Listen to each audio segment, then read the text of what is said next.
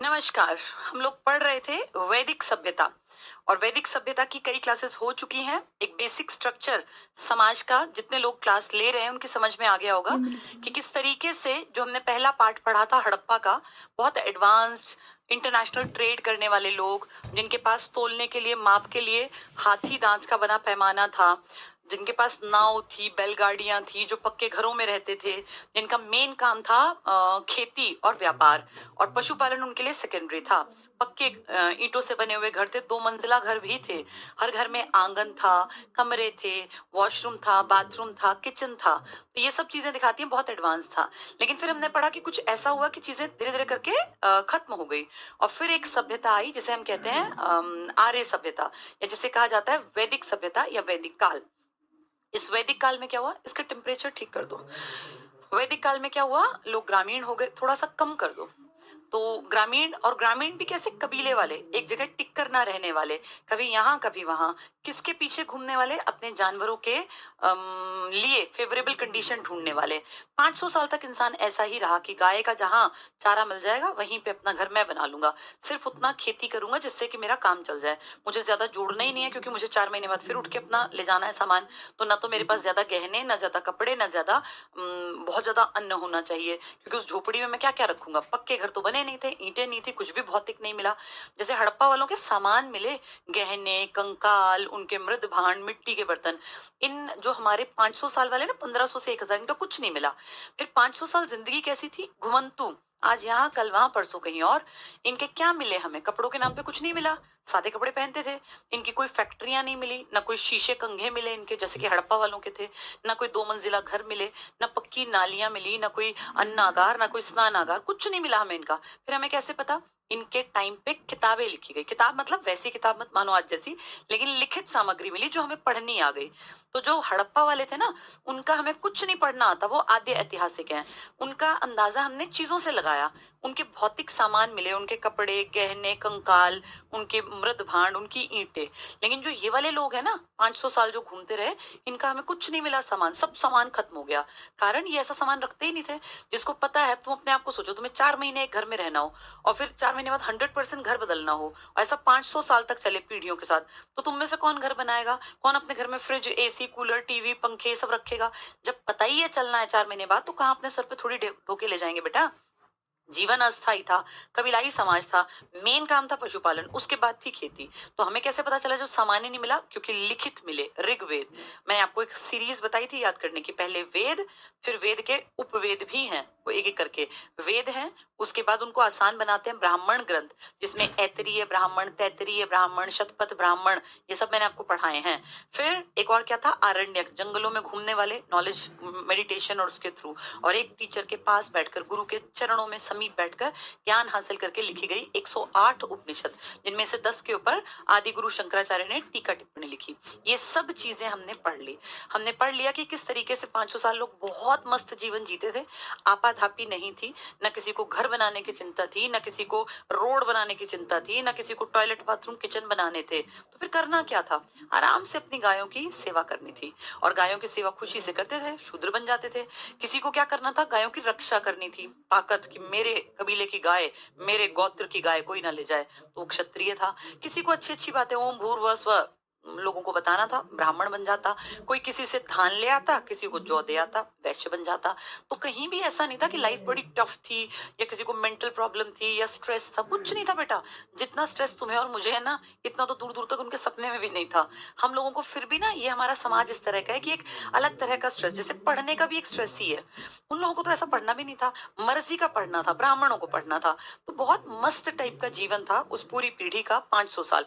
उनको ये भी इच्छा नहीं थी कि घर बना लें, कहीं परमानेंट घर हो हमारा। देखो कितना बढ़िया कट गया।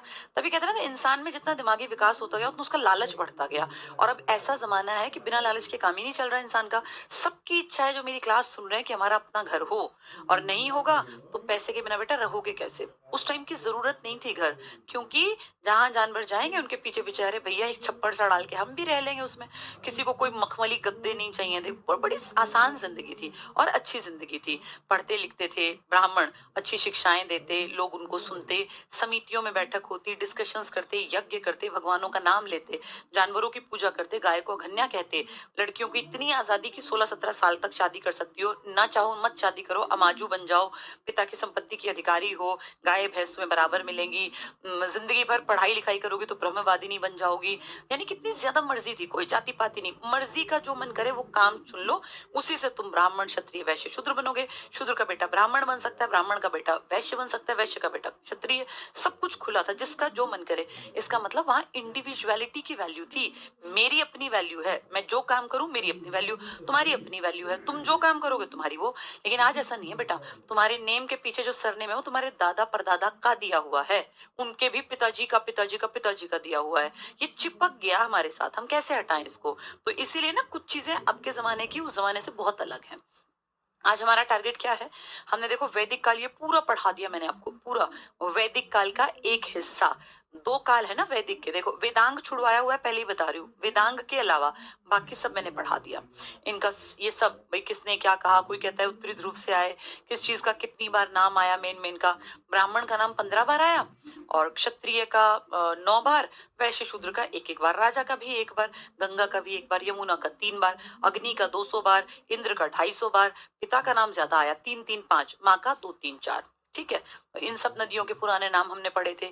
सप्त सिंधु बताया था, ट्रिक SSS, JCB, आर्यावर्त ऊपर के हिमालय से लेके विंध्याचल, विंध्याचल दक्षिण और उत्तरी भारत को अलग करता है। तो ये इनका जीवन कैसा था, परिवार थे, गांव थे, विष था, जन था, ये सब मैंने आपको पढ़ा दिया। ठीक है, रत्नी थे, विदत, सभा समिति, सामाजिक जीवन, पिता की सत्ता चलती थी, अमाजू लड़कियां शादी नहीं करती थी, वह तू जो उसको लड़की को खाने पीने का सामान शादी में देते थे, ये पढ़ी लिखी लड़कियों के नाम। फिर ये कपड़ों के, भाई सर पे उष्णीय पगड़ी, नीचे के कपड़े, ऊपर के कपड़े, आभूषण थे, लेकिन बहुत ज्यादा नहीं थे, थोड़े बहुत थे, ज्यादा कुछ ऐसा मिला नहीं जैसे हड़प्पा वालों का मिला, थोड़ा बहुत तो था ही। शादी के 2 प्रकार थे, क्योंकि पितृ सत्तात्मक था, तो लड़की अगर ऊंची जाति की नीचे शादी करती गलत मानते, लड़का अगर ऊंची जाति का नीचे से लड़की को ले आए भाई अपनी पत्नी बना के तो गलत नहीं मानते, क्योंकि कहते थे फर्क क्या पड़ना है, लड़की हमारे घर में आ गई, अब जो अगली पीढ़ी होगी वो हम जैसी होगी, इसे एक महिला से उसकी जाति नहीं जानी जाएगी, तो उसको बुरा नहीं मानते। अनुलोम विलोम प्रतिलोम क्या था, उल्टा, लड़की ऊंची जाति की और लड़का नीचे का, तो फिर वो कहते थे यार तुम जिसके घर ये लड़की गई है वो लड़के का सरनेम तो निचला माना जाएगा, तो उसको थोड़ा नेगेटिव मानते थे। ठीक है, पर कितनी बड़ी बात है, वर चुनने का अधिकार था, सामाजिक धार्मिक अधिकार पुरुषों के समान थे, तो कितना बढ़िया समाज था बेटा। और देखो ये भगवान को ना मानने वाले को और इस तरह के लोगों को थोड़ा बुरा मानते थे, बेकनाट, सूदखोर, जो पैसा खाते थे, नेगेटिव माने जाते थे ये। देखो अदेवयु, देवताओं को न मानने वाला, अनास जिसकी चपटी नाक हो, अब्राह्मण जो वेदों को ना माने, ब्राह्मण को ना माने, जो वैदिक के बाद के जो व्रत थे मतलब उस तरह की चीजें उनको ना माने, जो यज्ञ में विश्वास ना करे, तो ऐसे घटिया लोग थे ये। आर्थिक जीवन पढ़ ही लिया था, मेन कामकाज पशुपालन था, पशुओं के पीछे पीछे इनकी खेती थी, इनका टारगेट था मेन पशु, गाय की बड़ी इंपॉर्टेंस थी, गाय के लिए लड़ते थे, गोवेशना, ये 4 थे, ब्राह्मण क्षत्रिय वैश्य। पणी जो थे ये व्यापारी थे, लेकिन पणी बड़ी मात्रा वाले चोर थे, गाय चुरा लेते थे, स्वेच्छा से अपना किसी के घर दूध दे आए, किसी के घर खीर दे आए, किसी के घर कुछ दे आए बना के, तो ये बलि था। बलि मतलब यहाँ मारने वाली बलि नहीं है, ये स्वेच्छा से दिया गया कर। और ये राजा कौन था, इन्हीं के फूफा मामा चाचा ताऊओं में से कोई एक था राजा, ये कोई बड़े राजा नहीं थे। ठीक है, सूदखोर, बेकनाट, ये मैंने पढ़ा दिया था, गाय के ऊपर था। धार्मिक स्थिति में देवियों की कम इंपॉर्टेंस थी, देवताओं की ज्यादा, और इंद्र को बड़ी इंपॉर्टेंट जगह मिली हुई थी। सोमापा, सोमरस जिसका प्रिय हो, ये पूषण देवता, ये सब पढ़ा दिया था।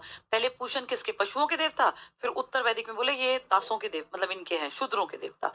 यहां से पढ़ना था बेटा उत्तर वैदिक काल। आज ऋग्वैदिक काल में उपासना की मुख्य विधि स्तुति पाठ करना, ओम भूर्भुवः स्वः, ये याद कर लेते थे, ये करना, और यज्ञ आदि।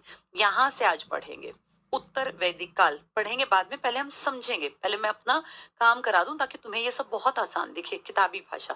पहले ध्यान से बेटा समझो, 10 मिनट 15 मिनट हम समझ लेंगे ना, तो अगले 2 दिन तक की पढ़ाई हमारे लिए आसान है। बोर्ड पर देखना और समझना। हम पढ़ने जा रहे हैं एक नया बहुत बड़ा चेंज। सन 1500 से लेके हमने जो पिछले 4-5 दिन से हम लगातार पढ़ रहे थे, ये इतने 500 साल का इतिहास था। हमें 5 दिन 6 दिन कम से कम हो गए वो सब कहानियां सुनते सुनते। इन सब में हमने जो पढ़ा वो था ऋग्वेद से हमें नॉलेज मिली। ठीक है, कैसे लोग थे, क्या कुछ करते थे, औरतों की इंपॉर्टेंस, आदमियों की इंपॉर्टेंस, सब कुछ पढ़ लिया। इसके बाद एक नई चीज आ गई जिसकी कहानी मैंने आपको कभी कभी सुनाई हुई है, जिसे हम कहते हैं 1000 ईसा पूर्व में एक ऐसी खोज जिसने लाइफ को पूरी तरह बदल के रख दिया, बहुत अच्छा बना दिया। लोहा, लोहे ने लाइफ को बड़ा आसान बनाया, सोफिस्टिकेटेड बनाया। जैसे बेटा तुम्हारी जिंदगी कितनी ज्यादा आसान है, तुम इमेजिन करके देखो। आज से 100 साल पहले भारत की क्या स्थिति थी, जब हमारे दादा दादी परदादा, तुम्हारे तो परदादा के टाइम पे घरों में बल्ब नहीं थे, ऐसे टिक करके रोशनी नहीं हो सकती थी। तुम्हें कुछ भी नहीं करना, तुम रात में सिर्फ एक ऐसे दबाते हो टक और तुम्हारे घर में रोशनी। उस टाइम पे लोगों को अंधेरे से पहले घर में खाना निपटा के, खाना वाना और सब काम करके चारपाई पकड़नी होती थी, क्योंकि कोई बटन दबाने से रोशनी नहीं आने वाली थी। तो वो अंधेरा होने से पहले सारे काम कर लेते थे, जल्दी सोते थे, सुबह अर्ली मॉर्निंग उठते थे। तुम्हारी तरह नहीं है कि कमरे में अपना कूलर चला दिया, एसी चला दिया, पंखा चला दिया और फिर तुम पढ़ के सो रहे हो 9 बजे तक। तब ऐसा नहीं था बेटा, बाहर सोते थे, 4 बजे 5 बजे उस सूरज की किरण निकलने से पहले पक्षियों की चहचहाहट, और आदमी जाग गया। लाइफ बहुत अलग थी। हमारी जो जिंदगी है ना, बहुत बहुत बहुत ज्यादा आरामदायक है। चाहे आप में से कोई कितना ही गरीब है, तब भी उसकी जिंदगी आरामदायक है। इमेजिन करो, बिना चम्मच के ये लोग खीर कैसे खाते होंगे। खीर तो बनाते थे क्षीर, चम्मच नहीं थी इनके पास। इनके पास कोई इस तरह की चीजें थोड़ी ना थी जो लाइफ को आसान बनाती हो। इनके पास ब्लेड नहीं था, चाकू नहीं था, कैसे खाने बनाते होंगे ये। तो कोई इनके पास फ्रिज नहीं था, कोई चकला बेलन टाइप की चीज नहीं रही होंगी। तो कितना टफ तो था ही ना आज के मुकाबले।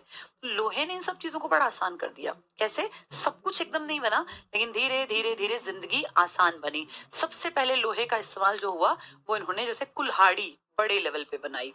कुल्हाड़ी, इस कुल्हाड़ी से इन्होंने जंगल के पेड़ काटे, और जंगल जब काटे तो बहुत सारी जमीन इनकी निकल आई। पहले तो जमीन तक, मैंने आपको बताया जमीन तक ये पहुंचे नहीं, घने जंगलों से दूर रहते थे ये, इनको पता ही नहीं था गंगा कहाँ बहती है। लेकिन अब जमीन निकल आई थी, जमीन आ गई तो बड़े खुश हुए। इस जमीन पे इनके दिमाग में आया कि क्यों ना हम खेती करें। पहले तो ये जानवरों के पीछे पीछे घूमते थे ना, बस पेट भरने की खेती। अब इनको लगा खेती करनी चाहिए, खेती की। अब खेती की तो ऑब्वियस सी बात है भाई, जंगल की जमीन बहुत ज्यादा उर्वरा, फर्टाइल होगी, क्योंकि जंगल में तो मिट्टी को हर टाइम वो पत्ते गिरते रहते हैं, एक तरह से खाद मिलती रहती है हमेशा। तो मिट्टी बहुत बढ़िया थी, उस मिट्टी में जैसे ही खेती की तो 3-4 महीने में बढ़िया फसल। अब ये गेहूं सोचो, 4 महीने की फसल है। कोई दिसंबर में गेहूं बोए, अगर डाल दे, दिसंबर जनवरी फरवरी मार्च अप्रैल में तो कट जाते हैं, 4 महीने में उनके इतने गेहूं निकल आए। तो उन्होंने कहा भाई इतना गेहूं हो गया, कहाँ भरे। अब उनका सरप्लस हो गया। फिर कहा अच्छा, धान भी उगा लेते हैं, धान उगा दिए, जौ उगा दी। अब इतना हो गया कि उस झोपड़ी में, जो पहले झोपड़ी नहीं थी, उसमें समाना बंद हो गया। तो इनके दिमाग में आया कि यार ये तो ना मतलब बहुत बढ़िया चीज है, और हमारे पूर्वजों ने कभी सोची नहीं, 500 साल तक कैसा जीवन काटा। अब इन लोगों ने अपने घर बनाने स्टार्ट किए। अब जैसे कुल्हाड़ी मिली, कुल्हाड़ी से जब ये जंगल में काट रहे थे, तो जंगल में पेड़ कटे ना, इस पेड़ से बहुत सारी लकड़ी निकली। इस लकड़ी से अब घर बनाना आसान हो जाएगा ना। पहले तो घास फूस के घर थे, अब लकड़ियों से थोड़े थोड़े ठीक ठीक घर बनने लगे। भाई चौखट लगने लग गई, खिड़की बनाने लग गए, दरवाजे बनाने लग गए। और अभी बहुत ज्यादा इस्तेमाल नहीं कर रहे, लेकिन लकड़ी से ही बड़ा इजीली इनके घर बनने लग गए। फिर धीरे धीरे बढ़िया किस्म की लकड़ी की, भाई ये शीशम की है, ये इस चीज की, इसकी महल खड़े होने लग गए बड़े बड़े। जितना सरप्लस खाना होता गया, उतना उसको स्टोरेज करने के लिए ये अन्नागार टाइप की चीजें, एज सच अन्नागार नहीं, लेकिन उस तरह की चीजें बनाने लग गए। अब क्या हुआ, एरिया बढ़ता गया, जंगल कटते गए, एरिया बढ़ता गया, खेती बढ़ती गई, लकड़ी का बहुत बड़ा कामकाज। फिर इनको लगा, जैसे जिसने जितनी ज्यादा जमीन पे कब्जा कर लिया, मान लो बड़ी जमीन पर, तो इसके साइड वाला, पहले ये छोटा सा था यहाँ, अब ये इतना बड़ा जंगल साफ कर लिया इस कबीले ने। तो दूसरे कबीले वालों को लगा इनको मार दें तो, कितने लोग हैं, 50 ही तो लोग हैं, 70 हम हैं, मार दें, सारा हिस्सा हमारा। ये इनके दिमाग में, मान लो ये बी है, ये ए है। ए ने मेहनत करके 150-200 आदमी थे, सबने मिलकर जंगल साफ किया, बहुत बढ़िया फसल हुई। इनकी नजर में आया, इनको अकल नहीं थी अभी कि जंगल ऐसे साफ कर ले। इन्होंने कहा भाई इनके तो बहुत मजे हैं, और क्यों ना हम इनको मार दें, ये जमीन हमारी। ये इनको मारने गए। अब इनको मारने गए तो वो भी तैयार थे, उन्होंने कहा ठीक है आ जाओ, इतनी मेहनत से जमीन साफ किए, देंगे तो है नहीं। लड़ाई हुई, इस लड़ाई से इनकी आंखें खुली कि भैया ऐसे निहत्थे कब तक लड़ेंगे। आज ये आए हैं, कल डी आएगा, फिर एम आएगा, फिर जेड आएगा, सबको दिखेगा इनके पास जमीन है, छीन लो। तो हम लोगों को हथियार लड़ने के लिए तैयार कर लेने चाहिए। अब क्योंकि लोहा मिल ही गया था, पहले लोहे से सिर्फ कुल्हाड़ी बना रहे थे, अब इसी लोहे से इन्होंने अपनी बचाव के लिए हथियार, भाले और तीर कमान और ये सब बना लिए। फिर कहा कि भाई जो लोग खेती करते हैं वो तो नहीं चला पाएंगे इतने हथियार, ये सब इसकी ट्रेनिंग देनी पड़ेगी। तो धीरे धीरे करके इन्होंने अपनी एक सेना बना ली। अब इन सब के ऊपर काम करने के लिए, देखने के लिए राजा। पहले राजा कौन था, फुफेरा ममेरे चचेरे घरों में से एक काबिल सा आदमी। लेकिन अब कहा ऐसे नहीं, अब जिसने ये जमीन साफ करवाई है उसने मेहनत की है, वही राजा बनेगा। तो जो थोड़ा ताकतवर था वो राजा बन गया। अब उसके पास हथियार है, सेना है, सरप्लस खाना है, उसके लोग जो है यहाँ जाके बस गए थे। अब उनकी अगली पीढ़ी दर पीढ़ी एक जगह बसोगे तो जनसंख्या बढ़ेगी ना बेटा, घूमते चलोगे तो जनसंख्या बढ़ नहीं पाएगी उतनी। तो फिर वहां ना जैसे किसी के 4 लड़के थे, फिर उनके और आगे लड़के, फिर 4 के 4 4 4 बढ़ती गई। धीरे धीरे धीरे इनकी आबादी बढ़ती गई। आबादी बढ़ी तो सेना बढ़ी। भाई सैनिक अगर किसी के टोटल आदमी 1000 है तो सेना में कितने होंगे, 100 200। लेकिन अगर किसी के पास आदमी है 10,000 तो 1000 की सेना बना देंगे। तो जनसंख्या का बढ़ना इस टाइम पे पॉजिटिव साइन था। जब ये उत्तर वैदिक काल आया, धीरे धीरे करके इन राजाओं ने कोशिश की कि हमारे पास एक तो हमारी जनसंख्या सेफ रहे, लोग मरे ना। तब लोग ना बेटा बीमार होके मर जाते थे, कोई बीमारी फैली अकल थी नहीं, तब इतनी ज्यादा मर जाते थे। तो राजा ने कहा मुझे ना इनकी रक्षा करनी है, कोई हमसे लड़ने आएगा तो हमें मार देगा, तो हमें अपनी एक सेना, दमदार सेना। अब कहा कि सेना का खर्चा कहाँ से देगा भाई राजा, पहले तो सब अपने अपने घरों में बनाते खाते थे। तो राजा ने कहा हाँ सेना तो मुझे ही रखनी पड़ेगी, तो खाना भी मैं ही खिलाऊंगा। अब आर्मी को खाना तो हमारी भारत सरकार खिलाती है ना। आर्मी में जितने लोग वहां सेना में फौज में खड़े हैं, तुम्हें क्या लगता है वो रोज खरीद के खाते हैं? मैस में खाना बनता है बेटा, उनका हक है वो खाना मिलना। तो इस सेना को हथियार भी राजा देगा और खाना भी। बड़ा महंगा पड़ेगा, इतने लोगों को कहाँ से खिलाऊंगा? तो राजा ने कहा अब मैं टैक्स बांधूंगा, परमानेंट बांधूंगा, और क्योंकि मुझे सबकी रक्षा करनी है। तो जितने लोग इसके गांव में थे ना, जितने परिवार, मान लो यहाँ इसके परिवार ये ढेर सारे, इसने सबको बुला के कहा कि देखो भाई, पहले काम था अलग, आज काम है अलग। अब मुझे तुम सबकी केयर करनी है, और ये सब हमारे दुश्मन तैयार हो गए, तो मुझे एक दमदार सेना बनानी है। उस सेना का खाना वो घर जाके नहीं खाएंगे, मेरे यहाँ रहेंगे, उनको ट्रेनिंग दूंगा, तो खाना मुझे ही देना। मेरे पास इतना थोड़ी है। तो तुम सबको ना मैं तुम्हारी केयर करूंगा, तुम्हारे लिए काम करूंगा। तुम सबको अगर एक आदमी के घर में 10 बोरी है तो 1 बोरी मुझे दे दो। सबने कहा ठीक है भाई दे देंगे, हमारी रक्षा भी तो होगी। सबने बेटा 10 10 10 10 बोरी, मान लो 100 परिवार थे तो सब 10 10 बोरी लाए, तो इसके पास तो 1000 बोरी हो गई। अब इस 1000 बोरी में आराम से इसकी सेना का पेट भरेगा, इसकी चिंता खत्म। तो राजा ने ना इस तरह से टैक्स ले लेके लोगों से और अपना काम धाम बढ़िया परमानेंट जमा लिया। ये टाइम था जब राजाओं के मन में आया कि हमें बड़ा बनना है, ताकतवर बनना है, ज्यादा प्रॉपर्टी ज्यादा। तो अब क्या करें? अब उन्होंने ब्राह्मणों से सलाह ली कि सर ऐसे ऐसे ना हम चाहते हैं ये जो हमारे अड़ोसी पड़ोसी हमें हमसे दबते नहीं है ना, इनके मन में हमारे प्रति डर बैठ जाए। ब्राह्मण भी समझदार थे, अब तो चालाक हो गए थे। पहले सब लोग बराबर थे, अच्छे थे, अब सब चालाक हो गए। ब्राह्मणों ने कहा सर इसके लिए ना आपको बड़े बड़े यज्ञ कराने चाहिए, आपका नाम, आपका यश फैलेगा जब आप यज्ञ कराओगे। तो कहा कैसे यज्ञ कराने पड़ेंगे? तो बोले यज्ञ होते हैं कुछ जो इसमें लिखा था यजुर्वेद में, जैसे यज्ञ के प्रकार। तो कौन कौन से यज्ञ करने हैं? पहला, जब आप राजा, आपका बेटा जब राजा बने तो आप एक बड़ा यज्ञ कराना, राजसूय यज्ञ। तो कहा ये क्या होगा भाई साहब? इसमें हम बहुत सारे ब्राह्मण, जैसे मान लो 101 ब्राह्मण इकट्ठे बैठेंगे, मंत्रोच्चारण करेंगे, बड़ा सा अग्नि कुंड बनाएंगे, उसमें फलाना पेड़ की लकड़ियां जलाएंगे, और 8 दिन तक या 10 दिन तक या 1 महीने तक, 30 दिन तक हम लगातार सुबह से रात तक बिना टूटे मंत्रोच्चारण करते रहेंगे। मतलब आदमी बदलते रहेंगे भाई, 8 घंटे 6 घंटे एक बोल गया, फिर एक बोल गया, 4 घंटे ऐसे। तो बड़े बड़े ब्राह्मणों को पूरे देश में से जो बड़े बड़े नामी गिरामी उनको बुलाएंगे।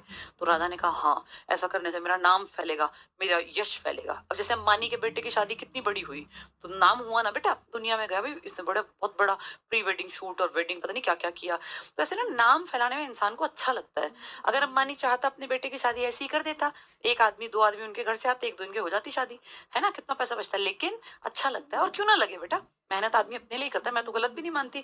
और वो खर्चा उसने उड़ाए थोड़ी ना है पैसे, उसने लाइटनिंग वाले को दिए होंगे, स्टेज वाले को दिए, खाना बनाने तो इंडियन ही तो थे सारे, उसने कौन सा विदेशियों से कि वे विदेश में जाके शादी की है। तो राजा ने कहा ठीक है भाई, मेरा लड़का, बड़ा लड़का, मान लो 2 महीने बाद की मैं हटूंगा और मैं अपने बड़े बेटे को बैठाऊंगा। तो उसकी तैयारियां हो रही हैं, फिर उसमें ढेर से अग्नि कुंड बनाए जा रहे हैं, ब्राह्मण आके वहां प्रेयर्स गा रहे हैं।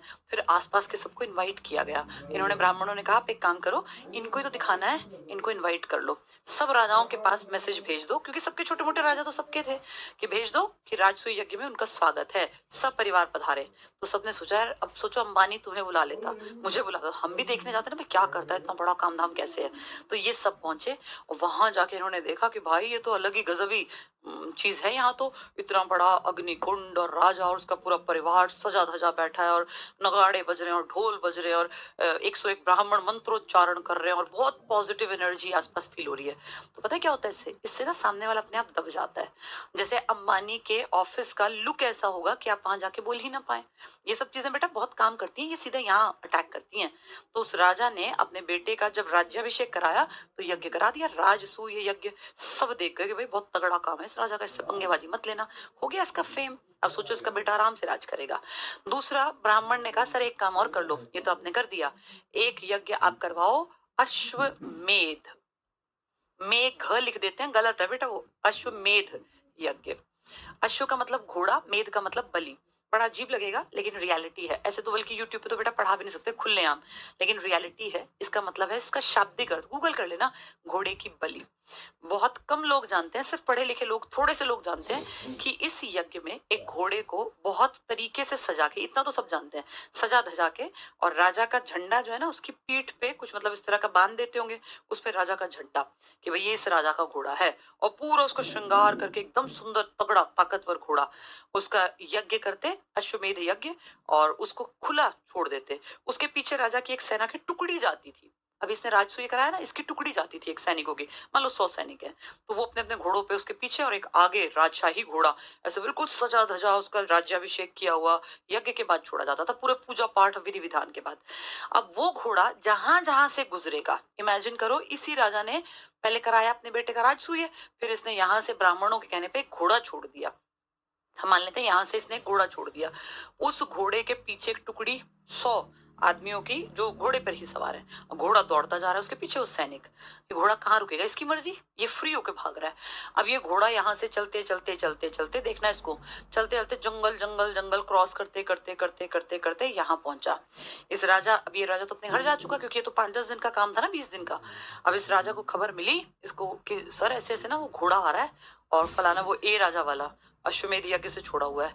अगर ये काबिल है तो ये कहेगा आने तो घोड़े को, पकड़ लेना, रोक लेना, और रोकने का मतलब है लड़ना पड़ेगा उस राजा को जिसका ये घोड़ा है हमसे, हमारी टेरिटरी में तेरे घोड़े का कोई काम नहीं है। लेकिन बी तो बेटा वहां जाके देख आया कि इसका तो बहुत तगड़ा काम है, इसके पीछे तो बहुत बड़ी सेना और दुनिया भर के खाने बनाने वाले और पता नहीं कितने व्यंजन बने हुए हैं, कितने ब्राह्मण क्या क्या कर रहे हैं। तो बी की हिम्मत नहीं हुई और बी ने कहा कि नहीं भैया इससे पंगेबाजी मत लो, बहुत तगड़ा ताकतवर राजा है, जाने दो। घोड़ा यहाँ से निकल गया।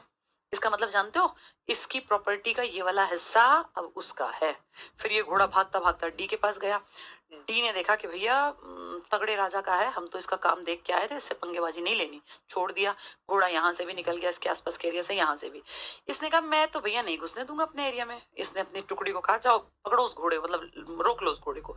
जहां जिसने घोड़ा रोक लिया ना बेटा, इसका मतलब उसने, वो पीछे सैनिक चले रहे, चैलेंज कर दिया कि मेरी टेरिटरी में तुम्हारा घोड़ा नहीं घुसेगा। इसका मतलब मैं चैलेंज करता हूँ तुम्हारे राजा को, ले आओ अपनी फौज सेना। जिसने रोका, ये 100 सैनिक इसलिए तो गए देखने के लिए, एक फटाफट मैसेंजर जाके बताएगा कि ऐसे ऐसे जी जेड ने घोड़ा रोक लिया हमारा। तो राजा कहेगा जाओ, इस अगले ने फौज तैयार करी, इसी दिन के लिए रखी थी, पूरी फौज जाएगी। अब ये जेड की छोटी सी फौज, इसकी भारी फौज, ऑब्वियस सी बात है जीत जाएगा। जब ये जीत जाएगा तो घोड़ा यहाँ से फिर ये वापसी की, भाई हमने ये पूरी टेरिटरी हमारी, अब इसमें जितने जंगल आते हैं वहां से जितनी लकड़ियां आएंगी, जितना लोहा मिलेगा इस पूरे जंगल में से, इस पूरे एरिया में से, वो हमारा, क्योंकि हमारा राजा जीता है अश्वमेध में।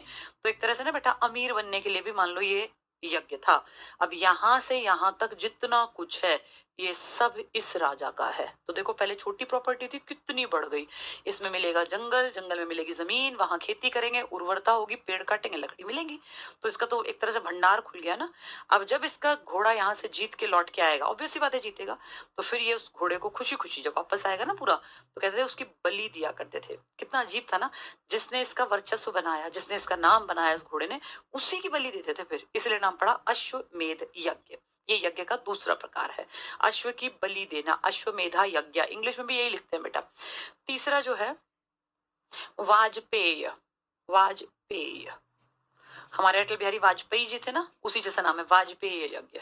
इसमें क्या करता था, अब राजा को कुछ ना कुछ, भैया एंटरटेनमेंट तो हर इंसान को चाहिए, तो राजा ना घोड़ों की रेस करवाता था। जैसे अभी नहीं होते रेडियो, ये हॉर्स जॉकी होते हैं बेटा, घोड़ों पे वो घुड़दौड़ होती है। अभी भी विदेशों में बहुत लोग, अमीर अमीर लोगों के शौक है ये घोड़े दौड़ना, उस पे फिर वो लोग बोली लगाते हैं भाई जो घोड़ा जीतेगा, एक तरह का सट्टा ही है वो भी इनडायरेक्ट तरीके से।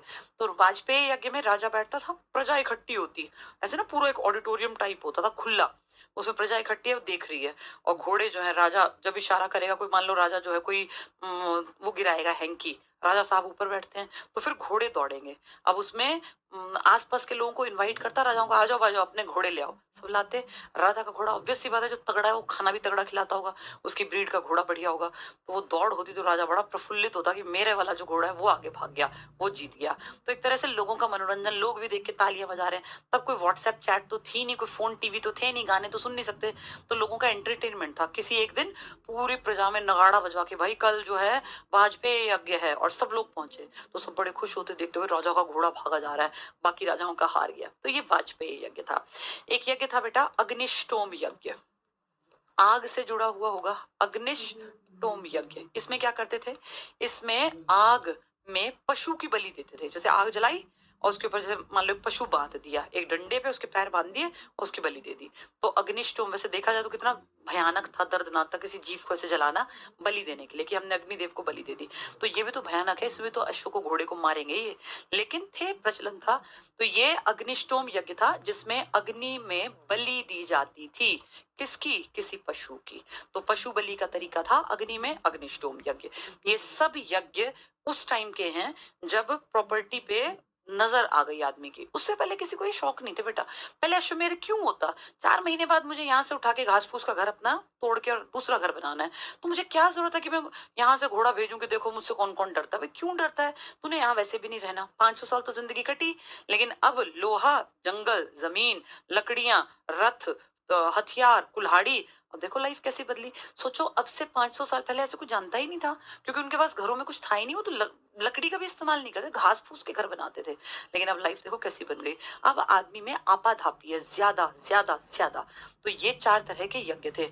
अब ब्राह्मण बहुत चालाक हो गए हैं, क्षत्रिय भी चालाक है। ब्राह्मणों ने कहा चलो ये तो हो गए राजा के, लेकिन सिर्फ राजा थोड़ी ना है, ये बाकी जनता भी तो है। तो हमारे दिमाग में क्या भरा, जनता के दिमाग में, कि जो आर्य लोग हैं ना, अब हम सब कहते थे हम तो आर्य हैं, कहते थे जो गृहस्थ आर्य है, जिनके घर है भाई पत्नी बच्चे ये सब हैं, गृहस्थ आर्य, उन लोगों को 5 तरह के काम करने हैं, उनकी 5 ड्यूटी हैं, ऐसे बताया। अब सब इनकी बात मानेंगे ब्राह्मणों की, तो बोले क्या ड्यूटी है जी बताओ हमें। तो बोले तुम्हारी ड्यूटी बनती है, पहली ड्यूटी, तुम लोग ऋषि मुनियों से तुमने बहुत कुछ सीखा। तो क्या सीखा, ये ओम भूर्भुवस्व कहाँ से सीखा, विश्वामित्र ऋषि तो थे, तो उनकी ड्यूटी तुम्हारी ये है कि तुम उनको थैंक यू बोलो। जैसे देखो आज जब मैं ये क्लास पढ़ा रही हूँ तो पितरों के श्राद्ध चल रहे हैं।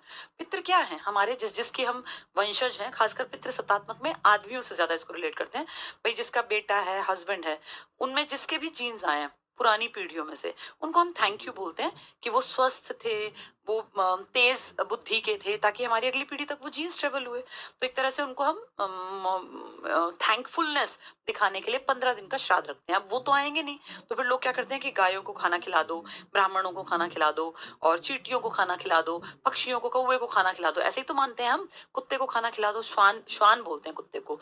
तो ये जो चीजें हैं ये कैसे आ गई बेटा, ये इस टाइम पे स्टार्ट हुई थी। कैसे, तो बोले कि ऋषियों का तुम्हारे ऊपर ऋण है, तुमने उनका एक तरह से कर्जा ले रखा है, उनकी वजह से तुम्हें ज्ञान आया है, इसलिए तुम ऋषि ऋण चुकाओगे। तो हमने कहा ठीक है, ऋषि का ऋण चुकाएंगे।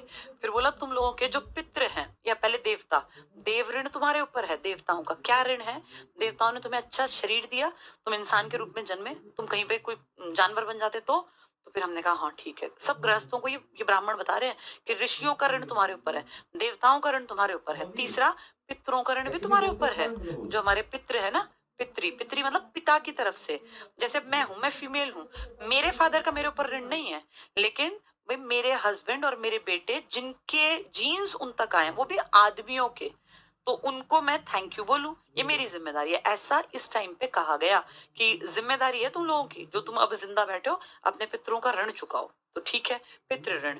चौथा कहा था कि जितने भी लोग तुम्हारे घर आए मेहमान बन के, ये पहले, उससे पहले जीव ऋण। जीव ऋण में क्या था, ये छोटी छोटी चींटियां हैं, ये मछलियां हैं, ये पक्षी हैं, ये जानवर हैं, इनके लिए भी अपने मन में पॉजिटिव फीलिंग रखो। देखो बेटा ये चीजें आज तक चली आ रही हैं। आज भी देखो गाँव में, शहरों में कितने लोग पार्क्स में ना चींटियों के लिए आटा ले जाते हैं, बुजुर्ग लोग करते हैं ऐसा, ज्यादातर जवान तो नहीं करते, बुजुर्ग लोग आटा ले जाएंगे, आटा और चीनी मिक्स कर देंगे और कहीं पार्क में ना ऐसी लाइन से यूं डाल देंगे, चींटियां खाती हैं।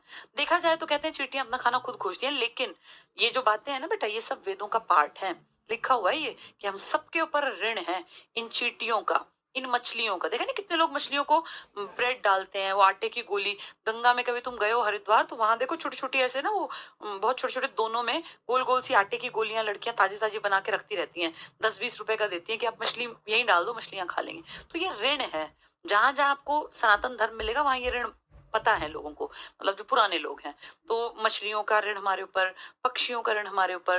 देखा नहीं कौवों को खाना खिलाते हैं, बहुत लोग कबूतरों को दाना डालते हैं, तो ये ऋण है हमारे ऊपर और इसको चुकाना पड़ता है, ऐसा मानते थे। तो पक्षियों का, जानवरों का, जीवों का, चींटियों का, कुत्तों का। तभी तो लोग देखो कुत्ते की रोटी निकालते हैं लास्ट में। हिंदू कल्चर क्या था, पहली रोटी गाय की, गाय का ऋण है हमारे ऊपर, हमारी माँ है वो। और लास्ट रोटी कुत्ते की, कुत्ते की रोटी और गाय की रोटी पहले हर घर में निकलती थी बेटा। बहुत सारे घरों में तो ना, अब जैसे गाय है, गाय तो चलो घर में बंध गई, खिला दी रोटी। लेकिन पहले जैसे गाय का मेल वर्जन बैल है, उसको कहीं कहीं बिजार भी बोलते थे। अब वो एक टाइम के बाद लोग उसको छोड़ देते थे क्योंकि वो काम करने लायक नहीं, बूढ़ा हो गया। तो फिर पता है क्या करते थे गाँव के लोग, सब लोग, अच्छा वो जो जानवर था उसको भी कितनी अकल थी, मुझे भी बड़ा अमेजिंग लगता था। हमारी दादी के घर में शाम के एक बंधे हुए टाइम पे ना उसको बिजार बोलते थे, लोकल वर्ड था। मतलब ये मान लो कि मेल वर्जन ऑफ काउ। वो सबके घरों के आगे खड़ा होता था आके, और उसका एक टाइम था, फिक्स टाइम, वो उसी टाइम आता था और कुछ नहीं करता था, आके आवाज भी नहीं निकालनी, बस बाहर खड़ा हो जाएगा। और हर गांव के घर वाले को पता था कि भैया बिजार आ गया होगा या बैल आ गया होगा। वो अपने घर में मोटी रोटियां बनाते थे बेटा, देखो कितना देने का कितना मन था। वो कोई रोटी गिन के आज की तरह नहीं कि कितनी खाएगा, दो तो दो, कई बस दो ही बनाएंगे, चार खाएगा चार ही बनाएंगे। तब ऐसा नहीं था बेटा, तब पूरा बोहिया भर के ना ऐसे रोटियों की तह लगती थी, कोई किसी की रोटी नहीं गिनता था। और पता था चूल्हे पे बैठी औरत को कि इस टाइम पे बिजार या बैल आएगा, तो वो पहले ही मोटी मोटी दो रोटियां बना के उसको दे देती थी। देखो कितना ज्यादा देने का भाव था। कहाँ से आए ये सब, यजुर्वेद में है, सब बातें हमारे वेदों की हैं। तो जीवों का हमारे ऊपर ऋण है। इन जीवों में क्या आएंगी, चींटियां आएंगी, इनमें पक्षी आएंगे, आज तक लोग इन बातों को मानते हैं। इनमें कुत्ता आएगा, श्वान, इसलिए घरों में गाय की रोटी, कुत्ते की रोटी, पक्षियों को दाना, चींटियों को आटा, ये देने का प्रचलन आज भी है सनातन धर्म में, इसी कारण से। ठीक है।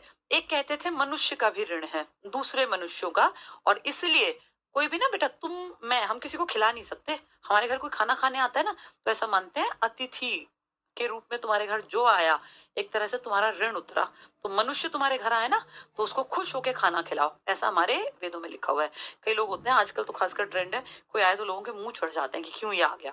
रिश्तेदार तो किसी को पसंद ही नहीं होते। आजकल रिश्तेदार भी थोड़े बेशर्म होते हैं, वो घरों में आग लगाने भी आते हैं, इसलिए उनको पसंद नहीं करते बहुत लोग। पहले अतिथि बेटा अच्छे हुआ करते थे, सामाजिक थे सब लोग, तो एक तरह का ऋण मानते थे कि भैया एक इंसान के ऊपर, गृहस्थ जीवन जीने वाले आर्य को 5 ऋण उतारने हैं। पहला, ऋषियों का, जिनके कारण तुम्हें ज्ञान मिला, ये सारे ऋषि तो थे, विश्वामित्र, वशिष्ठ, भारद्वाज। ऋषियों का, देवताओं का, जिससे शरीर मिला। तीसरा, पितरों का, जिनके कारण हमें हाइट, हेल्थ और ये सब बुद्धि मिली। उसके बाद चींटियों का, कुत्तों का, जीवों का, और फिर अतिथियों का, जो तुम्हारे घर आ रहे हैं ना, वो अपने जो उनके लिखा है भाग्य में वो खाने आ रहे हैं, तुम नहीं खिला रहे, तुम हो कौन। तो ये मानते थे कि तुम नहीं हो कोई भी, शुक्र करो कि अतिथि आ रहे हैं। पुराने टाइम में बेटा अतिथि को, अतिथि देवो भव कहाँ से आया, अतिथि देवता समान, ये लिखा। ये ऋण उतरता है, तुम्हारे घर में कोई आके 2 रोटी खाता है ना, तो तुम्हारा कर्जा उतरता है। ये कर्ज है हर इंसान पर। अगर कोई मेहमान आए, चाहे वो किसी भी रूप में आए, अगर तुम रोटी खिलाओ तो सोचो हमने कर्जे से कुछ हद तक मुक्ति पा ली। ये 5 कर्जे हैं हमारे ऊपर, ऐसा वेदों में लिखा है। ठीक है। तो ये सब चीजें किसका पार्ट है, ये इसी का, जो हम आज पढ़ेंगे। थोड़ा सा पढ़ते हैं, फिर इनकी लाइफ के बारे में बात करेंगे। पहले इतना पढ़ लेते हैं, ये ऋण और ये यज्ञ वगैरह, फिर इनकी लाइफ पे बातचीत होगी। चलो देखो यहां से पढ़ना शुरू करते हैं। उत्तर वैदिक काल 1000 से 600 ईसा पूर्व। अलग क्यों हुआ, क्योंकि लोहे ने लाइफ बदली, सिर्फ लोहे के कारण अलग हुए, फिर जिंदगी बदल गई पूरी। भारतीय इतिहास के जिस काल में यजुर्वेद, अब ऋग्वेद नहीं लिखा, ऋग्वेद पिछले थे वो 1500 से 1000 वाले, यजुर्वेद यज्ञ वाला, सामवेद संगीत वाला, अथर्ववेद टोना टोटका, ब्राह्मण ग्रंथ जो आसान बनाते हैं, आरण्यक जंगल वाले, और उपनिषद पास बैठकर इनकी रचना हुई, उसे उत्तर वैदिक काल कहा जाता है। ऋग्वेद पुराना है, 500 साल की जानकारी, पुराने 500 साल, 1500 से 1000, वो जानकारी देता है ऋग्वेद। बाद के सारे वेद प्लस ब्राह्मण प्लस आरण्यक प्लस उपनिषद, ये 600 तक की जानकारी, 400 साल की, 1000 से 600 लोहे के बाद वाले। तो ये ज्यादा डिटेल्ड है बेटा। आगे पढ़े। आर्य लोग पंजाब से आगे बढ़कर क्यों बढ़े आगे, क्योंकि अब इनको लोहा मिल गया था, तो इनकी हिम्मत बढ़ी, ये कुल्हाड़ी बना के गए आगे। पंजाब से आगे बढ़कर कुरुक्षेत्र, दिल्ली और गंगा यमुना आ गई ना। पहले गंगा का नाम सिर्फ एक बार, यमुना का 3, अब देखना गंगा यमुना का दोआब क्षेत्र, 2 नदियों का पानी, गंगा यमुना 2 आब पानी क्षेत्र के उत्तरी भाग में आ गए। अब देखो थोड़े से नीचे उतर आए, पहले ये दृष्टवती नदी, सरस्वती नदी, सिंधु, SSS, सिंधु, सतलुज, सरस्वती। सिंधु पंजाब पाकिस्तान, सतलुज हमारी पंजाब और सरस्वती हरियाणा। ये बस यहाँ तक थे। अब इनकी हिम्मत कितनी बढ़ी, ताकत बढ़ी, ये हरियाणा को क्रॉस करके यूपी में घुस गए, यूपी तक पहुंचे, दिल्ली और यूपी में। ठीक है, इस समय तक पुरु और भरत जन, याद करो भरत वंशी था, भारत, सुदास, सातवां अगर हम याद करें, ऋषि क्या नाम था उनका, वशिष्ठ, उन्होंने लिखा था ना, क्या लिखा था उसमें उन्होंने, कि सुदास नाम का एक राजा लड़ा 10 राजाओं से, खुद से नहीं लड़ा, वो बुला के लेके आए विश्वामित्र, 5 आर्य 5 अनार्य, और ये 10 राजा इकट्ठे होकर जब लड़े परुष्णी नदी पर, आज की रावी नदी पर, तो इसमें सुदास जीत गया। सुदास किस उसका था वंश का, भरत वंश का, तो भरत वंशी, और उसके साथ जो लड़े थे ना, उनमें से एक वंश था, देखो ये रहा पुरु, जो 10 नहीं लड़े थे उन 10 में से एक था पुरु, तो पुरु और भरत, भाई भरत का सुदास और पुरु उन 10 में से एक, ये देखना ये मिल गए अब ये, यानी बहुत साल बीत गए ना, वो लड़ाई तो बेटा बहुत पहले हुई थी, उसके बाद तो 500 साल तो हमने देख लिए, तो आगे जाके जैसे मान लो कोई तुम्हारी किसी से लड़ाई है, आज से 100 साल बाद उनकी पीढ़ी और तुम्हारी पीढ़ी की लड़ाई थोड़ी ना रहनी है, क्या पता वो पक्के दोस्त बन जाए, क्या पता विदेशों में निकल जाए, क्या पता बेटा। तो ऐसे ही ये 2 वशिष्ठ के टाइम में जो लड़े थे ना, एक तो पुरु 10 में से एक था, और एक सुदास जो भरतवंशी था, अब ये दोनों मिल गए और ये कुरु बन गए, कौरव जो हमारे पांडवों वाले हैं। देखो मिलकर किस किसने, पुरु और भरत ने मिलकर कुरु ये वंश चल पड़ा। तुर्वस और क्रीवी, ये जैसे लड़ने वाले जो थे, उसके अलावा भी तो बहुत लोग थे, तो ये तुर्वस और क्रीवी थे कोई, ये मिलकर पांचाल कहलाए। सबसे ज्यादा एडवांस्ड इस टाइम में, लोहे वाले टाइम में पांचाल थे बेटा। सुना है पांचाल नरेश, पांचाली, ऐसे नाम सुने हैं ना। ये पांचाल नरेश कौन, जो ये 5 भाई थे ना, इनकी पत्नी जो थी द्रौपदी, उनके पिताजी, पांचाल की तो थी वो लड़की, ऐसे ही गांधार की थी गांधारी, जो दुर्योधन की माँ थी, तो ऐसे ही पांचाल से जो आई थी, पांचाल की राजकुमारी जो थी, वो पांचाली कहलाई। तो पांचाल क्या था, अब सोचो 2 खानदानों की बात कर रहे हैं ये, एक द्रौपदी का खानदान और एक कौरवों का। कौरव पांडव को एक ही मान लो, क्योंकि चाचा ताऊ के तो बच्चे थे, तो वो तो पांडु नाम था इसलिए उसका नाम पांडव पड़ गया, अदरवाइज तो औलाद तो वो वंशज तो एक ही थे। तो एक तरफ तो हो गया, पुराने जमाने में चलते हैं 1500 से 1000, क्या था उस टाइम पे, 2 लड़े थे ना मेन, 10 एक तरफ खड़े थे और एक तरफ, वो एक था सुदास भरतवंशी, दूसरी तरफ 10 में से एक मेन कौन था, पुरु। आगे जाके दोनों एक साथ हो गए, पुरु प्लस भरतवंशी इज इक्वल टू कुरु। अब कुरु एक तरफ आ गया, दूसरी तरफ 2 इकट्ठे होके एक नया बन गया पांचाल, यानी पुराने 500 साल पुराने 2 मिलके अब बन गए एक पांचाल और एक कुरु। इनकी शादी हुई फिर आगे, देखो ये रहे मगध। अब देखना ये 2, इन दोनों ने कहा भाई तुम लोग कुछ करो, हम तुमसे बिल्कुल अलग हैं, इसलिए बेटा ये आगे जाके बहुत ग्रोथ करेंगे। मगध और अंग, मगध छोटा बड़ा, अंग छोटा, इन दोनों ने कहा तुम लड़ो झगड़ो मरो कुछ करो, हम तुम जैसे नहीं बनेंगे। तो मगध और अंग ये आर्य क्षेत्र में शामिल नहीं हुए, और जो आर्य में नहीं शामिल हुआ ना बेटा, वो टोने टोटके से दिखावट से बाद में जाके फायदे में रहा, बच गया। पहले तो बहुत बढ़िया थे आर्य, बड़े आगे तक नाम था, लेकिन फिर धीरे धीरे धीरे इनमें गिरावट आएगी। शुरू में तो सब अच्छा होता है, बाद में चीजें खराब होती है ना। तो ये दोनों बोले हम तो तुमसे बिल्कुल अलग है भाई, हमारा तुम्हारा कोई लेन देन नहीं है, एक तो मगध और एक अंग। आगे जाके ये मगध ही भारत पे राज करेगा, क्योंकि ये आर्यकरण के लपेटे में नहीं आएगा, ब्राह्मणों से बचेगा। राजनीतिक जीवन देखें कैसे थे इस टाइम के राजा। अब क्योंकि ये प्रॉपर्टी के मालिक हैं तो ऑब्वियस सी बात है बड़े राजा है, अब ये टैक्स भी लेंगे, ये राज भी करेंगे, सेना बनाएंगे। देखते हैं ऋग्वैदिक कालीन पुराने वाला कबीला, घूमने वाला का शासक जो पुराना था अब प्रदेश का शासक हो गया। वो कबीले के थे लेकिन अब ये एरिया के बन गए, क्योंकि इन्होंने एरिया पे कब्जे कर लिए जंगल साफ कर करके। तो पहले कबीला तो घूमता था, अब ये एक जगह रहते हैं। प्रदेश का सूचक शब्द राष्ट्र, और ये छोटे एरिया से बड़ा बन के क्या बन गया, राष्ट्र, एक तरह से एक एरिया, स्टेट, कंट्री कुछ भी कह लो, इस काल में दिखाई दिया। और सबसे जो डेवलप्ड एरिया था ना वो पांचाल था। तुमसे पूछेंगे बताओ पांचाल क्या, तो तुम कहोगे कि पुराने टाइम के 2, एक देखना क्या नाम था, तुर्वस और क्रीवी। देखो तुर्वस और क्रीवी, कीवी होता है ना, कीवी एक फल है कीवी, तो कीवी से क्रीवी कर लो, और Turvasa, Turvasa plus Krivi is equal to क्या बन गया, पांचाल, सबसे ज्यादा एडवांस। और ये कुरु कैसे बना, पुराने टाइम के भरतवंशी प्लस पुरु मिले तो बना कुरु। तो कुरु और पांचाल दो अगले 400 साल में बड़े हैं। पहले बड़े कौन थे? भरतवंशी। अब बड़ा कौन है? कुरु। इस तरफ क्रीवी और तुर्वस मिलके क्या बन गए हैं? पांचाल। पांचाल नरेश की तो बेटी थी, वो जो पांचाली थी, द्रौपदी। ठीक है, देखते हैं अब क्या हुआ। तो इस काल का सर्वाधिक, ये इंपॉर्टेंट है बेटा, सबसे विकसित डेवलप्ड क्या था? पांचाल। पांचाल नरेश। तभी तो द्रौपदी में थोड़ा सा घमंड तो था ही ना बेटा। रियलिटी है, देखो बेशक हमारे धर्म ग्रंथों से जुड़े हैं, लेकिन ये रियलिटी है कि द्रौपदी में थोड़ा घमंड था। द्रौपदी का एक वो डायलॉग कितना नेगेटिव था, अगर उसको ध्यान से समझो। जब ये अपना दुर्योधन इनके महल में आए, इन्होंने कैसा महल बनाया था ना, वो रहस्यमयी सा महल था, जैसा दिखता था वैसा नहीं होता था। तो वहां क्या बनवाया इन्होंने? ऐसा महल बनवाया जैसे आदमी जा रहा है रास्ते में, ऐसा लगता था आग लगी हुई है, वो आदमी डर जाएगा। लेकिन रियलिटी में वो बस दिख रही है, आग नहीं है उसमें से, आराम से। जैसे वो दुर्योधन तो खड़ा रहा, उसको लगा आग लगी हुई रास्ते में, वहां से एक दासी आराम से आ गई और प्रणाम करके चली गई। फिर उसने सोचा ये क्या हुआ, जाके देखा तो आग थी ही नहीं, बस वो ऐसा भ्रम था कि यहाँ आग है। फिर थोड़ी आगे गया तो उसको दिखा कि भाई यहाँ तो पानी है, ऐसे उतरने लगा नीचे, उसको लगा पानी है। तो फिर देखा तो एक बड़ा आसानी से वो आ गई दासी, तो उसने देखा तो पानी है ही नहीं, दिख रहा है, चला गया। थोड़ी आगे गया, दो सीढ़ियां और उतरा, उसको लगा ऐसे नॉर्मल फर्श सा है, जैसे आज मान ले, और एकदम से जो था पानी था, गहरा था, एकदम से वो लड़खड़ाया, गिरने को हो गया। तो ऊपर खड़ी हुई द्रौपदी ने उसके ऊपर टॉन्ट किया था, जो गलत था बेटा, मतलब बीइंग अ लेडी में फील करो। उसने क्या कहा? अंधे का पुत्र अंधा। अगर देखो तो ये तो भाई उसके फादर को गाली होगी ना, उसके फादर उसके क्या लगते थे? उसके तो ताऊ ससुर हो गए ना। तो किसी भी, भाई तुम जिसको बोल रहे हो, अब ये देखो ना, तुम जो ये बात कह रहे हो ये सीधी किस पे लग रही है कि अंधे का पुत्र अंधा। अंधा कौन? धृतराष्ट्र। धृतराष्ट्र मतलब द्रौपदी के ससुर का सगा भाई, तो गलत तो है ही। ये शब्दों का बड़ा खेल है बेटा, ये शब्द पता नहीं कहाँ से कहाँ पहुंचा देते हैं। तो पांचाल सबसे ताकतवर था, तो कहीं ना कहीं थोड़ा सा एक होता है ना प्राउड कि भाई मैं जिनके घर से हूँ तो बहुत तगड़े हैं, वो वाला। तो ये सबसे विकसित राज्य था पांचाल। उत्तर वैदिक काल मतलब वो लोहे वाला, 1000 से 600 में शासन की स्थापना का आधार राजतंत्र था, राजा। अब राजा बड़ी चीज हो गया, क्योंकि प्रॉपर्टी हो गई, पैसे हो गए।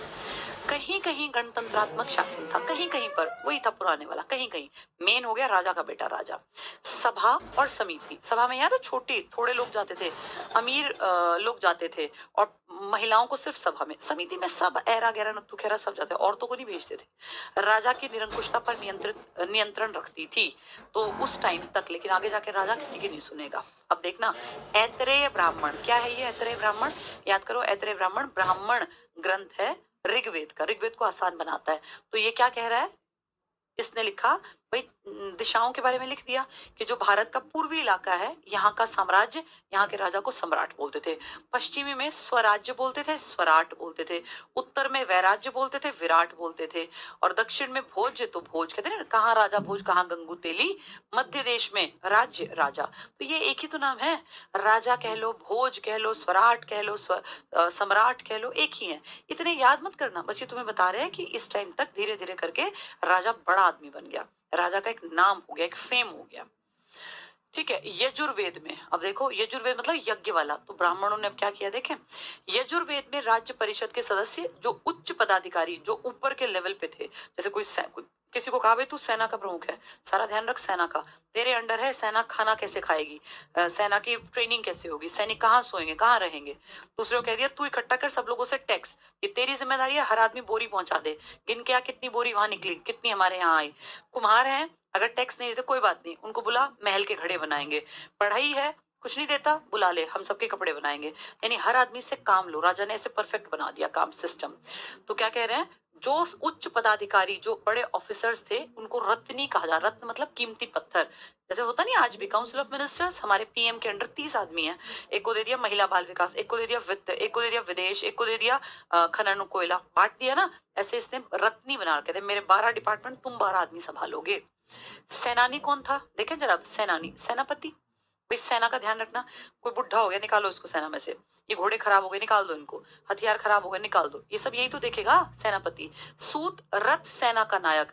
अब जैसे सेना तो पैदल भी है, रथ भी है, तो फिर जो रथ सेना है ना, जो ज्यादा बड़े लोगों की है, उसको बोलते थे सूत। अब याद करो, सूत पुत्र कर्ण कहती है वो, है ना, कर्ण के नाम के आगे नहीं कहते कि पहले तो पता थोड़ी चलता है कि पांडवों का भाई है, तो क्या कहते हैं सूत पुत्र है ये कैसे बराबरी पर आएगा। मजाक नहीं उड़ाया था कर्ण का। तब फिर इसने कहा था दुर्योधन ने कि ऐसे कैसे नहीं आएगा, फिर इसको अंग नरेश बना दिया था। तो अंग वो छोटा सा एरिया कि अच्छा ऐसे कैसे हमारे बराबरी का है, मेरा दोस्त है तो ये अंग नरेश है। तो ये कर्ण जो था इसको ही तो बोलते थे सूत पुत्र। इसके पिताजी तो सूत थे। सूत कौन था? रथ सेना का नायक है, तो ये भी ठीक ठाक पोस्ट लेकिन राजा से छोटी है। ग्रामीणी, गांव का प्रमुख। संग्रहीता, जो संग्रह करे, इकट्ठा करे। कोष में कोषाध्यक्ष, भाई कितने गेहूं, कितने चावल, कितने जौ, सबसे इकट्ठे करने हैं, तो संग्रह, संग्रह मतलब इकट्ठा करना। संग्रहीता, कोष का अध्यक्ष, ये सब काम कर रहे हैं राजा के लिए। भागदूत क्या था? अर्थ मंत्री। कर वसूली, ये पैसे कि ले आ भाई कर ले आ, किस रूप में देगा तू, ये कोष का ध्यान रखेगा। ये दोनों पैसे का काम कर रहे हैं। ठीक है। अब आ गया यज्ञों के प्रकार। अब राजा ने तो पैसा जोड़ा, खूब प्रॉपर्टी बनाई। अब राजा को थोड़ा सा काम भी तो करना पड़ेगा ना, उसको ये यज्ञ वज्ञ नहीं आते, तो किसके सामने खड़ा हुआ हाथ जोड़ के? ब्राह्मण। ब्राह्मण को उसने, जब ब्राह्मण आया तो राजा अपने महल में उठ गया अपने सिंहासन से और कहा इस पे प्रस्थान कीजिए। पुरानी नाटकों में देखना बेटा, जब ये आते थे ना बड़े बड़े आचार्य वगैरह, द्रोणाचार्य, तो जहां बैठते थे लड़के खड़े हो जाते नमस्ते करके और कहते थे कि जहां वो बैठते थे उसके बाद ग्रहण करते थे। तो ब्राह्मणों की बड़ी इंपॉर्टेंस थी, कुछ तो थी, कुछ अब बनाई जाएगी अगले काल में। तो यज्ञ के प्रकार देखो। राजसूय, अश्वमेध कर लेना इसको, वाजपेय और अग्निष्टोम, ये है बेटा चार में। एक एक पढ़ते हैं। राजसूय यज्ञ जिसमें राज्याभिषेक होगा, तो राज्याभिषेक से पहले डर बिठाना जरूरी है ना, ताकि सबको लगेगा तगड़ा राजा, इसका लड़का भी बड़ा तगड़ा होगा। तो क्या करेगा? जंगल काट के पहले एरिया और फिर सबको बुलाएगा और बड़ा मतलब भावी ऐसा भव्य कार्यक्रम रखेगा। ये यज्ञ राजा के राज्याभिषेक के लिए, राज्याभिषेक के टाइम पे अब मोदी जी हैं, मोदी जी तीसरी बार पीएम बने, तो अड़ोसी पड़ोसी देशों से नहीं बुलाए क्या सब लोग? ये शेख हसीना जो आज भाग के यहाँ आई हैं, ये भी तो गेस्ट थी। आसपास के बहुत सारे देशों के हेड्स बुलाए कि सब लोग आओ, देखो जिस दिन मैं तीसरी बार पीएम बनूंगा। सब दिखाते हैं बेटा, आज भी दिखाते हैं, तब भी दिखाते थे। तब उसका नाम था राजसूय यज्ञ, आज नाम कुछ और है। आज कह देते हैं शपथ लेंगे, ओथ टेकिंग प्रोसेस, सब ये कहते थे। तो ये राजा के राज्याभिषेक का, भाई मेरा बेटा बन गया। अश्वमेध यज्ञ, इसमें राजा द्वारा छोड़ा गया घोड़ा जिन क्षेत्रों से बिना प्रतिरोध, यानी किसी ने रोका नहीं, इसके गुजरता था, वे समस्त क्षेत्र उसके अधीन हो जाते थे। बनाया था मैंने, ड्रॉ किया, बी सी डी, सबने कहा जाने दो जाने दो, तो सारा जंगल सारा इलाका एक का हो गया। अब इसमें जिसने राजा के घोड़े को रोक लिया वो लड़ ले, और अगर वो हार गया तो मर ही गया बेटा, और अगर जीत गया तो राजा की बेइज्जती हुई। कम होता था ऐसा। समस्त क्षेत्र उस शासक के अधीन हो जाता था। वाजपेय में क्या था? राजा मजे करने के लिए घुड़दौड़ के, चलो घोड़ों की दौड़ करवाओ। इसमें राजा रथों की दौड़ आयोजित करता था और राजा के सहयोगी उसे विजयी बनाते थे। वो बैठ के वहां चीयर लीडर की तरह के, हमारे राजा का रथ जीतेगा, हमारे राजा का। अग्निष्टोम में क्या करते होंगे? आग में बलि देते होंगे। इसमें सोम को पीसा जाता था, सोमरस, मुजवंत पर्वत वाला, उसको पीसते और फिर बलि देते थे। जैसे होता है ना भाई, होली पे नहीं करते बहुत लोग, भांग का वो बना देते हैं शरबत, तो ऐसे ही ये था सोमरस। लेकिन ये बेटा अच्छी चीज है, इसे को बुरा नहीं मानते थे। अग्नि को पशु बलि दी जाती थी, तो नाम था अग्निष्टोम। अब देखो, अग्नि में, आग में पशु की बलि, सोमरस सब लोग पिएंगे। वाजपेय में राजा बैठा है, जनता बैठी है, घोड़े भाग रहे हैं, तो राजा को मजे आ रहे हैं, लोगों को भी। अश्वमेध में जहां जहां से घोड़ा जाएगा, जिसने रोका उसको लड़ना पड़ेगा, नहीं रोका तो ये प्रॉपर्टी अब आगे से हमारी, हम इस पे लोगों से टैक्स लेंगे। राजसूय, राज्याभिषेक, तो एक तरह से सारे यज्ञ दिखाते थे कि राजा कितना ताकतवर है। ठीक है, ये हो गया अग्निष्टोम। अब ध्यान से देखना, ये तो थे राजा के। अब आते हैं 5 महायज्ञ। ये आम आदमी के थे कि तुम भी तो करो यज्ञ, राजा तो एक है। अब एक अकेला ब्राह्मण को कितने दिन खिलाएगा, तो बाकी लोगों से भी तो पैसा लेना है ना। तो उनको कहा तुम्हारे भी महायज्ञ है। क्या क्या? गृहस्थारियों के लिए 5 महायज्ञों का अनुष्ठान आवश्यक था। कहा तुम्हारे ऊपर 3 ऋण है। तुम, अब जैसे हम भी माने, हमारे ऊपर भी ऋण है। देव ऋण है देवताओं का। हमें अगर देवता चींटी बना देते, तुम्हें सांप बना देते, तो तुम कैसे अच्छा जीवन, तुम मेरी क्लास कैसे लेते बेटा? कोई भी चीज तुम कैसे सीखते, मैं क्लास कैसे देती? हम सब शुक्रिया मनाएं कि हम इंसान बने देवताओं के कारण, तो देव ऋण हो गया। पितरों के कारण तुम्हें स्वस्थ शरीर मिला, तुम्हारा शरीर जो ठीक ठाक है। मान लो तुम्हें कोई चर्म रोग हो, पूरे शरीर पे खाज हो रखी हो, और तुम्हारे शरीर में कोई गड़बड़ हो, तो फिर तुम्हें हर टाइम की एक टेंशन हो गई ना। एक तुम स्वस्थ बैठे हो, गरीब हो तो भी कोई फर्क नहीं पड़ता, स्वस्थ तो हो, कितनी सारी चीजें तुम्हें फ्री की मिली है पितरों से, धन्यवाद मनाओ। तो पितरों को थैंक यू बोलो। तो देवताओं को, पितरों को, और एक तीसरा कौन सा है? ऋषि, वही ऋषि मुनि जो ओम भूर्भुवस्सुह तुम आज गाते हो, कहाँ से सीख लिया? ऋषियों के कारण। तो 3 ऋण है, हम सबके ऊपर 3 कर्जे हैं। पहला ऋषि ऋण, प्राचीन ज्ञान जो ऋषियों ने ओम भूर्भुवस्सुह टाइप का दिया। विज्ञान, भाई साइंस की बात थी ना अथर्ववेद में, तो ऋषि मुनि का ही तो है वो। साहित्य के प्रति कर्तव्य, तो अपना कर्तव्य निभाओ, ज्ञान हासिल करो। ऋषि ऋण का फायदा तब है, तब उतार पाओगे जब तुम ज्ञानवान बनोगे। ऋषि ज्ञानी थे, वो ज्ञानी थे इसलिए लिख गए। अब तुम अगर उतने ही जाहिल बने रहोगे तो फिर तुमने ऋण चुकाया ही नहीं ऋषियों का। ऋषि ऋण चुकाने के लिए पढ़ना लिखना सीखना जरूरी है, तब ये ऋण चुकेगा, वरना हमारे सिर पे रहेगा ये। दूसरा पितृ ऋण, हमारे पूर्वज, पितर नहीं कहते गांव में, पितर तो वही है। पितरी मतलब पिता से संबंधित, पिता के जो पुराने पूर्वज थे। वंशज होते हैं आगे वाले, पूर्वज होते हैं पिछले। तो पितरों को हम मानते हैं कि जो आज, बेटा इसको एक चीज और, इसको फीमेल से मत जोड़ना, ये मेल के हैं ऋण, फीमेल का कोई ऋण नहीं था, ऐसा मानते थे। मेल के ऋण है और मेल को ही चुकाने हैं। तो पितरों का, फीमेल इंडिया में पितृ सत्तात्मक समाज है। फीमेल का ना तो सरनेम चलना, ना उसके पिताजी के नाम से उसके बच्चों को जाना जाना, लेकिन दादा के नाम से, बाप के नाम से ही बच्चे जाने जाते हैं ना। तो ये पितृ ऋण है। पिता की तरफ के जो है ना, उनका ऋण है। औरत की तरफ से किसी का कोई ऋण नहीं है। तो पितृ ऋण क्या कहता है? पूर्वजों के प्रति कर्तव्य है। तभी देखो आप, श्राद्ध जब घरों में मनाए जाते हैं तो श्राद्ध, कोई लड़की सुना है कि मेरे नाना गुजर गए थे तो मैं मैरिज के बाद अपने नाना का श्राद्ध करूंगी? कोई भी नहीं करती। हम, तुमने अपनी माँ को कब सुना कि तुम्हारी माँ अपने पिताजी का श्राद्ध, अगर वो नहीं है तो, नाना नहीं है तो अपने घर करती हो, ससुराल में नहीं करेगी बेटा। उसके पिताजी का श्राद्ध उसका भाई करेगा, उसकी भाभी करेंगे, वो नहीं कर सकती। वो श्राद्ध किसके करेगी? अपने हस्बैंड के पूर्वजों का, जिनसे शायद वो मिली भी ना हो। अपने हस्बैंड के दादा का, परदादा का, दादी का, जो भी हस्बैंड के पिता का, माँ का। क्योंकि इंडिया में पितृसत्तात्मक समाज है। औरत का ऋण नहीं है ये, जितने ऋण बता रही हूँ ये आदमी के बताए गए हैं। ठीक है। तो पितृ ऋण पूर्वजों के प्रति कर्तव्य। देव ऋण क्या है? देवताओं और भौतिक शक्तियों के प्रति। तो देवताओं के प्रति कर्तव्य है ना, तुम शुक्र मनाओ कि इंसान हो, तो ऋण चुकाओ, अच्छाई करो। इंसान क्या कर सकता है? कुत्ता कितनों की भलाई करेगा बेटा, लेकिन एक आदमी तो बहुतों की भलाई कर सकता है। तुम पहले, सबसे पहले तो अपनी भलाई करो, इंसान के रूप में एक अच्छे इंसान बनो। फिर पढ़ लिख के पैसे कमाओ, काबिल बनो। उस पैसे को बहुत जरूरतमंद आदमी की, अगर तुम 30,000 भी कमाओ ना, तो 10 रुपए की भी किसी की मदद, बहुत बेटा कईयों की तो 10 रुपए की भी मदद बहुत बड़ी मदद हो जाती है। तो जहां जितनी पन पड़े, इंसान हो, मदद कर दो। और वो मदद जो है ना, ऐसे ये पैरामीटर नहीं है कि 10,000 या 20,000 या लाख, नहीं। किसी को तुमने, मान लो 2 रोटी तुम ले गए ऑफिस, तुमने देखा एक बहुत ही ज्यादा बेचारा बिल्कुल ही भिखारी टाइप का आदमी है, जो शायद 1-2 दिन में मर जाएगा भूख से, तो वो 2 रोटी तुम मत खाओ, उसे उसको दे दो, ये भी मदद है। ये मनुष्य के रूप में मदद है हमारी। ठीक है। तो ये हो गया देवऋण, पितृण और ऋषि ऋण, 3 ऋण हो गए। बलि, पहले बलि क्या था? मर्जी से, स्वेच्छा से दिया जाने वाला कर। अपने घर में फालतू खीर बनी है, दे आओ राजा को। राजा कौन है? हमारी चाचा का लड़का राजा है। लेकिन अब ऐसा नहीं है, अब बलि अब बदलेगी आगे। ऋग्वैदिक काल, पुराने वाले का स्वैच्छिक, अपनी इच्छा से दिया जाने वाला टैक्स था। उत्तर वैदिक काल में एक नियमित कर बन गया, निकालो, मर्जी नहीं है, चुपचाप दो टैक्स। आज भी तो ऐसे ही है बेटा, तुम्हारी मर्जी से तुम टैक्स देना थोड़ी चाहते हो। जीएसटी कौन देना चाहता है? पर जो तुमने सुबह टूथपेस्ट किया था ना, उस पे जीएसटी है, और तुमने दिया, तुम्हें पता भी नहीं चला। जो भी चीज तुम इस्तेमाल कर रहे हो ना, चाहे तुम टी शर्ट पहन रहे हो, कपड़े पहन रहे हो, जहां ये बन रहे हैं वहां जाके देखना, जहां ये बनते हैं उन्होंने जीएसटी नंबर ले रखा है। वो सरकार को हर एक पीस पर, जो तुम्हारी शर्ट का पीस है ना, इस पे जीएसटी लगा हुआ है। तो तुम्हें अगर ये 600 की पड़ी तो भी जीएसटी लगा हुआ है, तुम्हें ये 1000 की पड़ी तो भी जीएसटी लगा हुआ है, और ये 10,000 की है तो भी जीएसटी है, ये लाख की होगी तो भी जीएसटी होगा। हम देना थोड़ी चाहते हैं जीएसटी, कौन देना चाहता है? लेकिन अब जबरदस्ती है, देना पड़ेगा। जो 500 साल थे ना आराम वाले, कोई स्ट्रेस नहीं था, कोई टेंशन नहीं, उसमें मर्जी थी। नहीं देते भाई, हमारे घर खीर फालतू है, नहीं देता मैं, मेरे चाचा के लड़के को मैं नहीं दूंगा खीर, मेरी मर्जी, मत दे। मैं यार चल दे आते हैं, हमारे घर फालतू पड़ी है, दे दे। बलि थी ये, बलि। बलि मतलब मारने वाली बलि नहीं है, एक्स्ट्रा हमारे घर कुछ है तो हम दे आएंगे। भाई किसी के झोपड़ी में, जहां उसने झोपड़ी बनाई, वहां मान लो एक आम का पेड़ था या कोई अमरूद का पेड़ था, और उसकी झोपड़ी के बिल्कुल साथ लगता, उसने अमरूद तोड़े, 2 किलो अमरूद निकला है। खाने वाले 5-7 लोग हैं, नहीं खाए, 8-10 पड़े हैं, बढ़िया अमरूद है, मीठे, तो चल भाई जा दे आ। महाराजा के घर, राजा कौन है? मामा का ही बेटा राजा है, तो वो बलि थी। लेकिन अब नियमित, अब दो टैक्स दो, अब क्योंकि सेना है ना, अब नियमित कर बन गया, देना पड़ेगा। प्रशासनिक आवश्यकताओं की पूर्ति के लिए, प्रशासनिक आवश्यकता जैसे सेना क्या खाएगी, हथियार कहाँ से बनेंगे, राजा को भी तो चाहिए ना खर्चा। प्रशासनिक आवश्यकताओं की पूर्ति के लिए भाग, ये कर बना दिया अब नाम। पहले ये बलि थी बेटा, भाग नामक कर का भी उल्लेख मिलता है। तो प्रशासनिक आवश्यकता है, आज भी तो ये है। भाई मोदी जी रोड कहाँ से बनाए?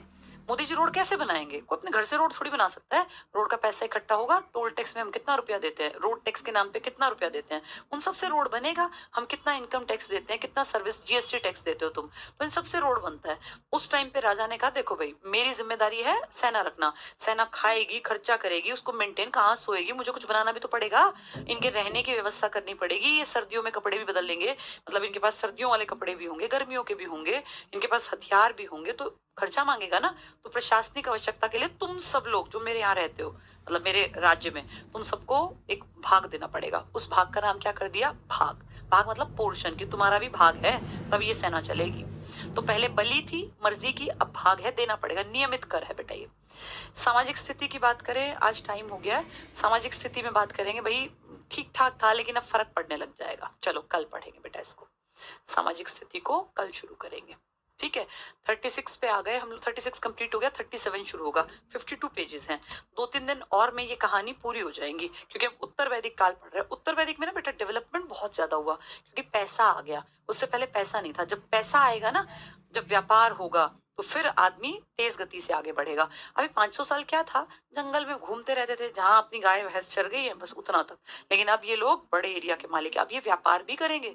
अब ये टारगेट बनाएंगे कि हमें ज्यादा बड़ी सेना रखनी है, बड़े बड़े किले बनाएंगे, किलेबंदी कर देंगे वहां, मतलब शहरों से टैक्स, गांव से टैक्स लेंगे, खूब पैसा इकट्ठा करेंगे, हथियार खरीदेंगे, वे बड़े राजा बन जाएंगे, ठीक है। राम जी के टाइम का भी बेटा, रामायण जो है ना, इसके टाइम पीरियड में डिस्प्यूट है। रामायण का टाइम पीरियड कुछ लोग कहते हैं कि वो महाभारत के बाद की घटना है, कुछ लोग कहते हैं कि वो पहले की घटना है।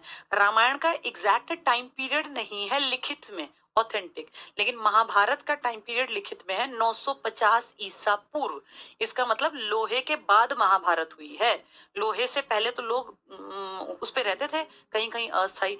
लोहे ने बहुत ज्यादा काम किया लोहे के बाद। तो ये क्या कह रहे थे, 5 गांव मांग रहे थे, भाई ये हमें बागपत दे दो, तिलपत दे दो, पानीपत दे दो, सोनीपत दे दो, और एक कौन सा पद, इंद्रप्रस्थ दे दो, दिल्ली। तो दिल्ली यूपी हरियाणा के गांव मांग रहे थे। गांव मतलब आज के गांव नहीं, बड़े बड़े इलाके, क्योंकि गांव के आसपास का जंगल भी था उसी में। तब फिर ये लड़े थे आपस में। राम के टाइम का बेटा, मैंने बताया भगवान श्री राम के टाइम का ऑथेंटिसिटी नहीं है, ये नहीं पता कि पहले का बाद का। महाभारत का लिखित में है। सफीना मजीद, मैं बेटा डेली मुझे याद नहीं रहता, कल मुझे याद दिलाना, मैं जब आऊं कि मैं इंग्लिश में भी टर्म्स लिख दूं। वो सफीना डेली लिखती है, परेशान है बेटी वो। आज मैथ्स की क्लास नहीं बेटा, सर है नहीं यहाँ, सर बाहर गए हुए हैं।